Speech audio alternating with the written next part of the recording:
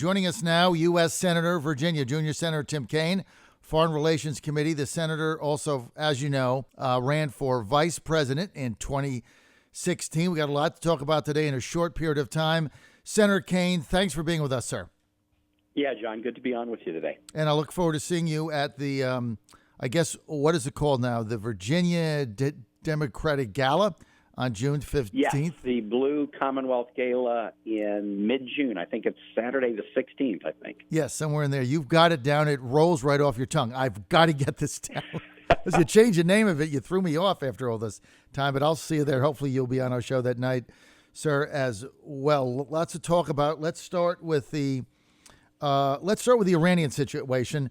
The typical neocons, warmongers, and, shall we say, military-industrial complexers banging the drums for war. I got to tell you, one of the most appalling things I've ever seen a U.S. senator say was your colleague Tom Cotton in Arkansas, who said, well, Iran, we dropped 2 bombs on them, war's over. I mean, didn't they learn anything? Isn't that what Secretary Rumsfeld told us about the second Iraq invasion? About Iraq.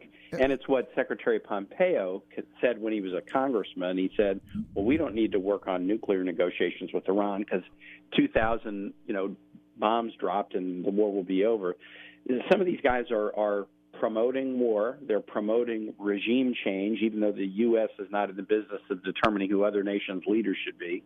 And they're even, I think, promoting the falsehood that a war with Iran would be simple. I will say this, John. I think the president's natural suspicion of this kind of talk has started to kick in a little bit. He had some tough national security folks. Mad Dog Mattis, General Mattis, as first Secretary of Defense, was widely viewed as an Iran hawk. But he and head of the Joint Chiefs, Joe Dunford, and Secretary Tillerson and General McMaster all said, stay in the Iran deal. It's working, and don't try to get in a war with Iran now. But when he swapped those guys out for Pompeo and Bolton, suddenly we started this drumbeat to war. But it does seem like, based on the president's comments yesterday, that he's starting to have some suspicion about whether his advisors are trying to bum rush him into a bad situation. We have no need to be in another war in the Mideast. We should protect our allies from Iranian aggression, and that's why I've been very willing to call on sanctions for Iran or a joint defense agreement with Israel. But we have no need to rush into a war with Iran. Some of our allies over there would like us to do their work for them, but we shouldn't get talked into a war, and the president shouldn't get bum-rushed into a war by bellicose folks who are whispering in his ear. Well, it almost seems like the Saudis and the UAE would like the U.S. to be their proxy in fighting their battles, and, of course, Israel as well in that coalition. But I think you're right. Now, the president's instincts are not to get involved in these entanglements. As you know, Senator, when you and Hillary ran against him, he campaigned as a non-interventionalist and not to get involved. So I think his instincts are sound, but, you got John Bolton running around and other things. And the neocons' presence in Washington, it's so deep and so strong. How do you combat that? It's difficult. And I think their influence has hurt the president in what I think is a legit desire that he has. He's trying to see if there's any possible path forward for a deal with North Korea. The chances may be 0, or maybe they're 1%, but if they're 1%, we should explore them. So I've always been in the camp when the president said that he wanted to talk directly to Kim Jong-un. That doesn't trouble me at all. Dialogue guarantees nothing, but the absence of dialogue usually guarantees something bad. But when the president backed out of the Iran deal, I don't think anybody sat down and told him, if you do this, it will be harder to find a deal with North Korea, because they'll say, well, why would we do a deal with the United States? Even if the deal works, they'll back out of it. So, he's dealing with these challenges with Kim Jong-un. It pains me when I hear him say good things about Kim Jong-un, especially in Virginia with the Otto Warmbier situation. But the desire to try to engage and find a path forward, Japan would appreciate it. South Korea would appreciate it, but his team has made his task harder by I think making the grievous error of convincing him to get out of the Iran deal. John Fredericks Radio Network. We're with U.S. Senator from Virginia, Tim Kaine. Senator, let's get to the Yemeni situation. What is the end game here? When do we get out of this war? We need to be out of it, and here's what happened, John, as you know, because you covered this very well. Thank you. The administration kind of tried to slip us into actually being engaged in hostilities without fully informing Congress, but they kind of went over a red line, and that is it's one thing to help the Saudis, who are our allies, avoid missile strikes from Houthi rebels in Yemen, et cetera. But the Saudis are waging an offensive war in Yemen, and the U.S. was refueling their jets on the way to bombing missions, which under the War Powers Resolution of 1973 clearly is the U.S. being engaged in hostilities. Mm-hmm. The Trump administration tried to claim that refueling was not hostilities under the terms of the War Powers Resolution, but they were wrong. We were able to bring up a vote on the floor. Both houses repudiated U.S. involvement in that war. President Trump vetoed our resolution, but interestingly enough, John, it had an effect. The U.S. backed off of the refueling and was taking steps back. But as you know, we had placed a hold on arms sales to the Saudis in the Senate. We have the ability to do that. We placed a hold on the arms sales. And just over the weekend, for some bizarre reason, and this is the inconsistency of the president, he is generally a non-interventionist, but he's decided he wants to sell the arms to the Saudis anyway, using a national security waiver to overcome congressional objection. There's no reason we should be giving the Saudis more weapons to use in this war in Yemen, especially when you stack it up against other egregious Saudi misbehaviors, the murder of Jamal Khashoggi, the imprisonment of women's rights activists, including Virginia residents. We're transferring nuclear know-how to them in a secret way. Part 810 authorizations in the past, they have been noticed to Congress and the press. This administration is doing them without any public notice or accountability. It's been 2.5 months since I asked the administration for the information about these transfers. They've refused to provide it. So the pattern of facilitating Saudi misdeeds is now a very long pattern, and it's a real head-scratcher. Why is the president doing this? But at least Congress now is on the record in both houses, and we can use the power of the purse in this as well, and will, I believe, in the appropriations bill. We will use the power of the purse, which the president's not going to veto an appropriations bill. We will try to use that to block him from doing things he shouldn't with the Saudis. Well, if you get back to Yemen, the Houthis are now entrenched in Sana'a. So my question is, and we've got to get off this topic, I only have a couple more minutes, but just back to Yemen, because I'm trying to find a way out here from some way. Are we looking at a divided Yemen the way it was? Are we going to go back to that? Is that how you solve it? There is, quote, a peace process, peace discussions to try to figure out how to bring this humanitarian disaster to a close. So many deaths, so many on the brink of starvation. I don't know whether it would ultimately lead to a division. I mean, I think that Yemeni people have to make that decision. It's not going to be the West carving their country up for them. But the key thing is for the U.S. to cease all military involvement there. We do have military there fighting al-Qaeda and ISIS. That needs to continue, but no support for the Yemeni government or no taking sides in the civil war. It's just not our battle, and we need to, aside from providing humanitarian relief for those affected, we've got to get out. When are we going to get a debate on AUMF? Well, it's a great question. We essentially had one for the first time in a long time on the floor of the Senate with respect to Yemen, and Congress overwhelmingly repudiated the president, but then he overrode our repudiation, but then backed away from the hostilities. I believe this, John, if the president were to get us involved in any kind of hostilities with Iran, we have the same ability we did with Yemen to put a resolution on the floor that would be guaranteed a debate.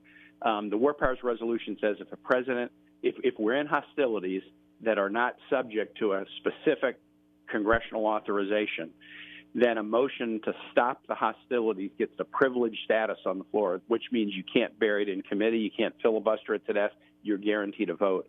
And I'll tell you this, we are ready to file that resolution the second the president tries to get us involved in any kind of hostilities in Iran or anywhere else. The president does, while he may have non-interventionist tendencies, he also has tendencies that I can do this because I'm president, I don't need Congress. Mm-hmm. So they're not, cooperating with Congress across a whole range of areas now. And one of the things that worries me is that the president may be buffaloed in by some of his advisors or some of our allies in the Middle East will get us into hostilities and not come to us. But there is a guaranteed mechanism whereby if hostilities begin, Congress can force a debate on the floor. Let's go domestic. Two issues. Let's start with the USMCA replacing NAFTA, replacing NAFTA. Are you going to vote in favor of that, yes or no, Senator? John, I'm favorably inclined. It's still a little unclear about timing, when it's going to come up. But the ITC did the report they're required to do about the effects of the MCA, and here's what they concluded. They concluded that it was a modest improvement over NAFTA, and I viewed NAFTA as generally, not completely, generally positive. So if it's a modest improvement, that's a plus. But they made very plain it's only a modest improvement if its provisions are rigorously enforced. And so the thing that I'm interested in right now, and I've actually been in dialogue about this with the U.S. ambassador nominee to Mexico, are the countries, especially Mexico, starting to enforce provisions. So, for example, higher labor standards, higher environmental standards. It's only a plus if it's enforced, and I think you'll see most of the debate centering around are the enforcement mechanisms strong enough. If I conclude the enforcement mechanisms are strong enough, I'm a likely yes. Senator, if I went to Las Vegas a decade ago and I wanted odds on 3 U.S. senators, one from North Carolina, one from Virginia, and one for Kentucky, bringing a bill to the Senate to extend the buying age for tobacco to 21, I'd have gotten about 10 million to 1 odds. But this basically is what has happened. Tell me about your raising the sale of tobacco to 21 and getting 2 other senators from tobacco states along with our own Virginia in order to get behind this. Well, John, I'll tell you, I started talking about this with Mitch McConnell a few months ago. He actually approached me and said, "What do you think about this?" And I said, "Well, I'm favorably inclined because of one sad fact. We have made progress for decades in reducing youth smoking. Just persistently, youth smoking's been coming down. I remember when I was governor, we had a celebration when Virginia youth smoking went below the national average, and for a tobacco state, that's really positive. But here's the problem. The e-cigarette vaping phenomenon has wiped out all the progress we've made in reducing youth smoking. Just in a couple of years, the number of smokers under 21, the number of smokers not only in high school but middle school have dramatically increased because of e-cigarettes and vaping. So Senator McConnell and I started to talk about that. There was one bill already in the Senate filed by some colleagues to raise the smoking age to 21. But Mitch and I talked and said, look, we're from the tobacco states. The guys who filed the bill aren't. We think tobacco state senators should be taking a lead in this. So we introduced a bill last week that would basically raise the national age to 21, no carve-outs for any kind of tobacco-related product, no carve-outs for any population, military, for example, just a very simple and straightforward raising the federal age, and no preemption of state laws. So state laws can, if states decide they want to be stricter, they can. The other thing that we do in our bill that is unique and that some like and some don't, we put a powerful incentive in our bill for states to also raise their age to 21. Why does that matter if the federal age goes to 21? If the states don't raise their age, then they don't enforce the federal law. So if you just leave it to the federal enforcement, sometimes they don't put a good budget number in for enforcement, et cetera. But if we put an incentive in to get states to raise their age to 21, then you'll have that age enforced not just by federal officials, but state and local officials too. Look, I'm in favor of that. But some criticism has come from the military and young men and women that can serve at 18 are saying, look, we go overseas, we can die for the country, but we can't have a cigarette. How do you respond to that?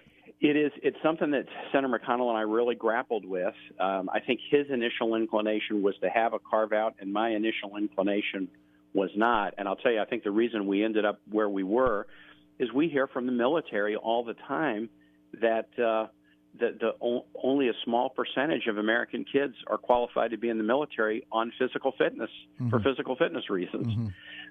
So, some are disqualified because of criminal record. Some are disqualified, can't pass a basic entrance exam, but many are disqualified for physical fitness reasons. And so if on the one hand we're bemoaning that so many young people are not physically qualified to serve in the military, but on the other hand, we're giving them an ability that other kids don't have to use products that are harmful to their health, it just seemed like we would be sending a really mixed message. So we decided that the better way to do it was just a complete, straight, 21-year, no exception age limit. Do you have the backing for it to pass? I think we do. If by it passing, can we get the federal age to 21? Yes. The other bill that was filed by an interesting group of senators, too, Todd Young of Indiana and Mitt Romney, plus Dick Durbin of Illinois and Brian Schatz of Hawaii. If you take that bill, which has co-sponsors, and you take the McConnell-Kaine bill, which is picking up co-sponsors, you basically see unanimity around raise the age to 21, no carve-outs on all tobacco products, no preemption of states. Those four principles are in common, and we've got support from the American Cancer Society, American Lung Association, American Heart Association, National Association of Secondary School Principals. We're picking up very strong support for both bills. So I believe we're going to do a health bill in the Senate in my health committee coming up that'll have a variety of provisions. So I think there's a good chance we can get this included and get it passed. Well, I think you need to, and I'm in favor of it. Anybody that still has teenagers or young children at home is going to be in favor of this, no question about it. So I think you're on the right track. I'm almost out of time. Hey, final question. I've got a lot of people telling me that your former colleague in Virginia on the Republican side, Scott Taylor, is likely to be nominated for U.S. ambassador to Qatar in the Gulf. Now that he's been exonerated. And I have heard that as well. Yeah, now that he's been exonerated with the Siggate thing. Is that a nomination that you could see getting out of your committee? Is it one that, as a former colleague of Scott's, that you would be able to back? Here is the issue. He's very qualified for that position because of his experience.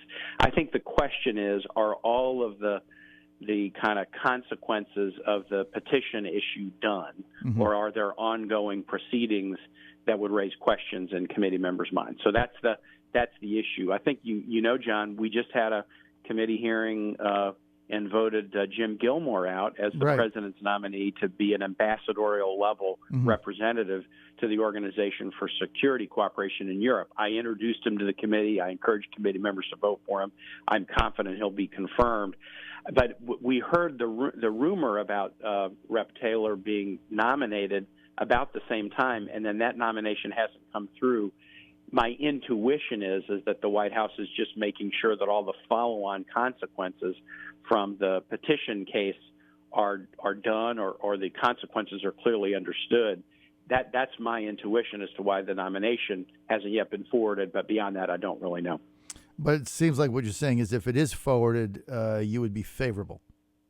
If the consequence, if the whole case is done, because as long as there's cases out there about folks closely connected to Representative Taylor, who knows what might come out of that in terms of testimony, or somebody makes a plea deal and makes some statements. So I think the issue is when the case is done. But in terms of the question, is a guy like Scott Taylor, who served, in that region of the world and has a pretty key understanding for the importance of these allies. And Qatar has been an interesting ally. They're not always on board with the other Gulf state nations, as you know, and yet they've been an amazing host for the United States at the Al-Udeid Air Force Base in Qatar and in other ways. So you need a sophisticated understanding of that region to kind of understand the place Qatar plays.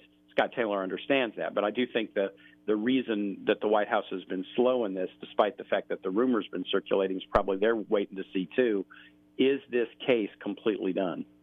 Hey, Senator, we're out of time. I really want to thank you for your candor, as always, and being with us today. John Fredericks Radio Network with U.S. Senator Virginia Tim Kaine. Thank you, Senator, for being with us today. All right. Thanks so much, John. Take care.